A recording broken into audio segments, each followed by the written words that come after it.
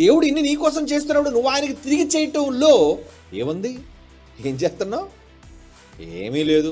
కానుక ఇచ్చేసి గొప్పగా చెప్పుకోండి, నేను దేవుడి కోసం గొప్ప కానుక ఇచ్చానండి నేను. ఏమంటే దేవుడి కోసం నేను వచ్చి వెళ్ళిపోయానండి, ఆదివారం ఆరాధనకు వచ్చి వెళ్ళిపోయానండి. అది గొప్ప?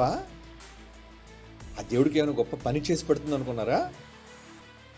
ఊరకనే మీరు వచ్చి వెళ్ళడం ఏ ప్రయోజనం లేదండి. దేవుని కోసం మీ జీవితంలో ఏదైనా చేయటం వలన ప్రయోజనం.